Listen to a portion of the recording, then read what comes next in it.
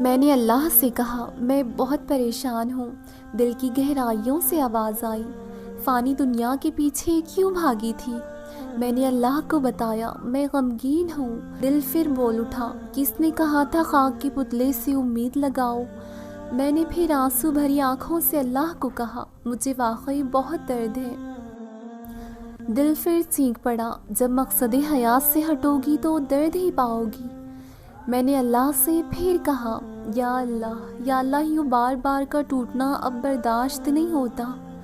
دل پھر بول پڑا، کتنی بے وقوف ہو تم، جتنی بار ٹوٹ کر بکھرو گی اتنی ہی بار مضبوطی سے اٹھو گی۔ میں نے پھر کہا، یا اللہ مجھے لوگوں کے برے رویے مت دکھا، مجھے تکلیف ہوتی ہے، مجھ پر حقیقتیں منکشف نہ کر۔ دل پھر بول پڑا، حقیقتیں تم پر منکشف نہ ہوں تو تمہیں کیسے پتہ چلے گا کہ اللہ سے زیادہ نہ تمہارا کوئی خیر خواہ ہے، نہ تم سے اتنی محبت کرتا ہے۔ میں نے پھر کہا، یا اللہ میں بہت تنہا پڑ گئی ہوں۔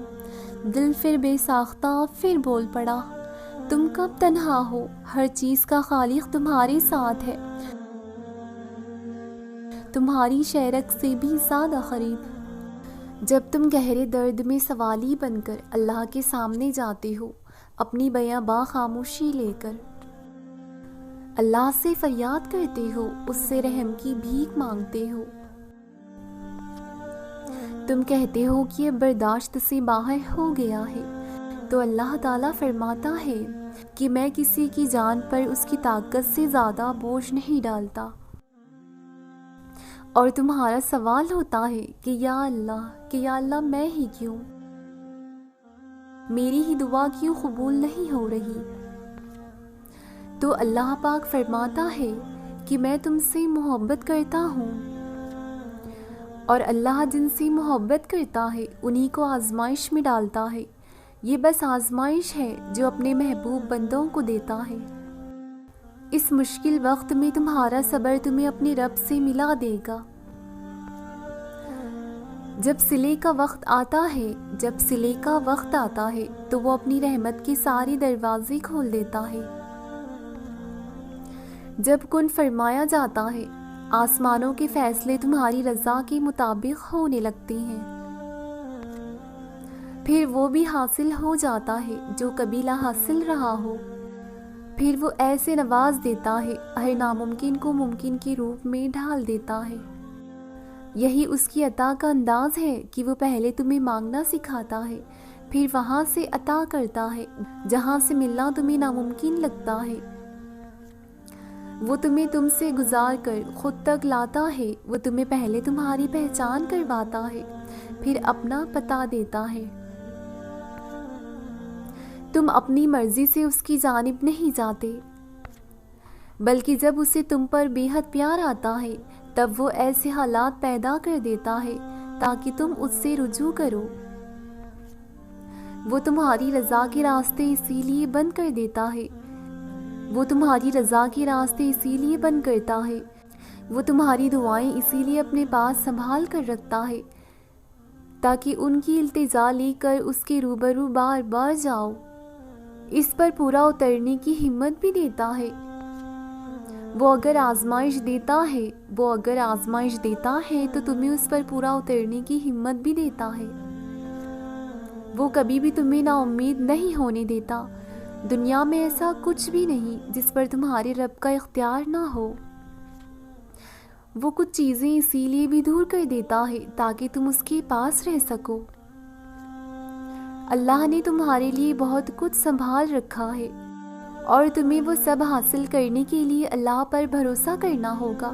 تم اگر اپنی اس جھولی کو بھرنا چاہتے ہو تو تمہیں اپنی اس خالی جھولی پر خوش ہونا ہوگا، خوش رہنا سیکھنا ہوگا۔ چند مشکلوں کا سامنا کرو، صبر کرو، شکر کرو، اپنی زبان و دل کو اللہ کے ذکر سے تر کر دو۔ تم اپنا رشتہ فقط اپنے رب سے مضبوط کر لو، کیا پتہ یہ دیری ناممکن سے ممکن تک پہنچنے کا مختصر سا وقفہ ہو۔ اللہ پر یقین اتنا مضبوط کر لو کہ آج نہیں تو کل کل نہیں تو پرسوں وہ تمہارے حصے کی خوشیاں تمہیں عطا کر دے گا، جس میں مکمل سکون ہوگا۔ جب ہم دعائیں لگاتار کرتے رہتے ہیں، وہی دعائیں ایک نہ ایک دن سلجھ کر کن کی ڈوری سے جا ملتی ہیں۔ وہ تو خاموشی بھی سن لیتا ہے، لیکن اسے اپنے بندے کا اظہار پسند ہے۔ جب بندہ کہتا ہے کہ اے میرے اللہ، تو وہ متوجہ ہو جاتا ہے۔ اس کی محبت کی یہ خاصیت ہے کہ 1000 گناہ کرنے کے بعد بھی اس کے پاس جاؤ گی تو وہ معاف کر دیتا ہے۔ ذرا سی دیری پر اللہ سے مانگنا مت چھوڑنا، اس کو تمہاری آواز پسند ہے، اس لیے تم رابطہ مت توڑ دینا۔ ایک لاحاصل چیز کے لیے اس کا امکان بھی مت توڑ دینا۔ اس کی محبت کی یہ خاصیت ہے کہ 1000 گناہ کرنے کے بعد بھی اس کے پاس جاؤ گی تو وہ معاف کر دیتا ہے۔ تمہیں کس نے کہا کہ وہ تمہاری دعاؤں کو واپس موڑ دے گا؟ وہ ہمیشہ تم سے محبت کرتا ہے، تم کرو یا نہ کرو۔ دعا مانگتے وقت اللہ کو مانگ لیا کرو، صبر مانگو، توکل مانگو۔ اللہ تو کہتا ہے کہ صبر کرو، وہاں بھی جہاں صبر کرنا ناممکن ہو، توکل رکھو اس پر۔ پھر دیکھنا وہ اللہ تمہارے لیے کیسے راستے کھولتا ہے، بے شک وہ صبر کرنے والوں کے ساتھ ہے۔ مسلمان کبھی مایوس نہیں ہوتا، مشکل ترین لمحات میں بھی نہیں، اس لیے وہ یقین رکھتے ہیں اللہ مالک کن ہے، ان قریب اللہ کن فرمائے گا تمہاری دعاؤں پر۔ یہ بھی مت بھولو کہ وہ رحمان ہے، اس سے بھی زیادہ۔ وہ تاخیر اسی لیے بھی کرتا ہے تاکہ تمہارا یقین دیکھ سکے۔ وہ تمہاری بے سکون راتوں کا گواہ ہے، اس نے تمہاری بے شمار دعاؤں کا حساب کر رکھا ہے، تم نے اس کے سوا کسی سے نہیں کی۔ وہ تمہیں برے وقت سے اسی لیے گزارتا ہے تاکہ تم اپنے اچھے وقت میں اسے یاد رکھ سکو۔ تمہاری من پسند چیز کھو دینے کی خوف سے گزار کر اپنا آپ یاد کرواتا ہے، یہ اسی کے فیصلے ہیں، وہ تمہیں کب کیا دیتا ہے، پھر یہ کیوں نہیں ملا، وہ کیوں نہیں ملا، یہ سوچنا تمہارا کام نہیں ہے۔ تمہارا کام بس دعا کرنا ہے اور یقین رکھنا ہے، کیونکہ تم خود اپنے لیے اچھے اور برے کا انتخاب نہیں کر سکتے، تم خود ہی خود کے ساتھ ناانصافی کرتے ہو۔ اللہ پاک کبھی تمہارے ساتھ کبھی ناانصافی نہیں کرتا۔ تم صبر کی انتہا کر دیتے ہو تو اللہ بھی تمہاری بے یقینی کی کہانی کو معجزوں میں بدل دیتا ہے۔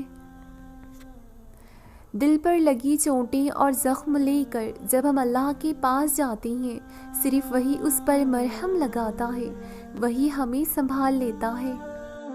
اس کے لگائے مرہم بھی روح کو سکون دے دیتے ہیں، بے شک اس کے دسترس میں سب کچھ ممکن ہے۔ جھولی پھیلانا ہماری ادا ہے، جھولیاں بھر دینا ہمارے رب کی حیا ہے۔